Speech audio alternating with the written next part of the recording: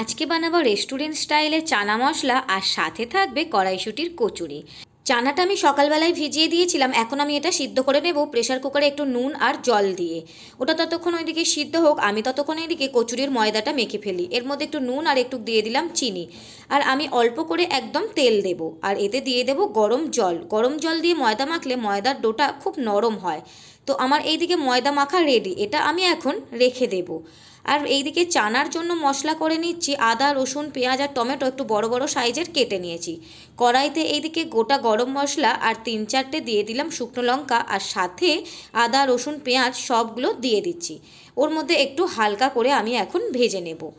আর এইদিকে ভাজা হয়ে গেছে, এখন আমি এটা নামিয়ে নেব। এটা এখন আমি ঠান্ডা হতে দেব, পরে পেস্ট করব।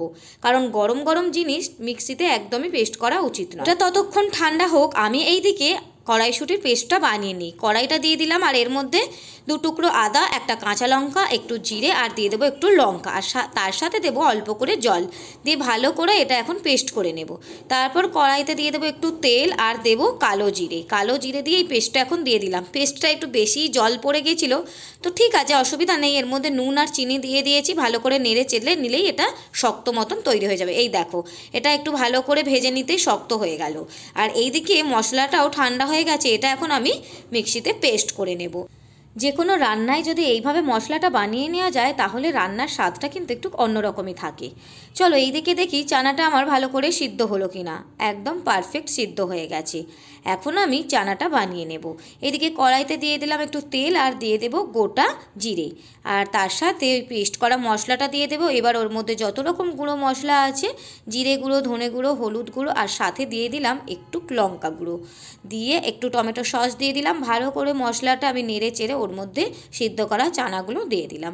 দিয়ে এটা আমি এখন কিছুক্ষণ সিদ্ধ হতে দেব।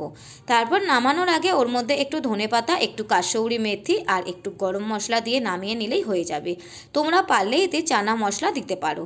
তো এইদিকে আমার একদম চানা মশলা রেডি। আর এখন এইদিকে ঝটপট করে কচুরির জন্য লেচিগুলো বানিয়ে নিই। কচুরিতে কিন্তু পুর দেওয়াটা খুবই সহজ। আগে আমি বানাতাম, একদমই করতে পারতাম না, শুধু বেলতে গেলেই ফেটে যেত। বাট এখন কিন্তু আমি কচুরি বানাতে এক্সপার্ট হয়ে গেছি, খুব ভালোভাবেই হয়। এরকম ছোট ছোট করে একটু বড় সাইজের লেচিগুলো করে নিয়েছি, ওর মধ্যে ওরকমভাবে পুরটা ভরে দিয়ে আর বেলে নিলাম। আর কচুরিটা কিন্তু বেলতে গিয়েও একদমই ফেটে গেল না, আর ভাজলে তো ফাটবেই না। যাই হোক, বয়সের সাথে সাথে হয়তো কচুরি বানানোটাও ভালোভাবে শিখে গেলাম। জাস্ট মজা করছিলাম। চলো এইদিকে আমি সব কচুরিগুলো বেলে নিয়েছি, আর এখন তেলে দিয়ে দেব। আর এই যে বরমশাই আমাকে সব সময় সব রকম কাজে হেল্প করতে থাকে, লুচিই বলো কচুরিই বলো, সব ভাজাতেই ও আমায় সাহায্য করে। চলো আজকের মতো তাহলে টাটা।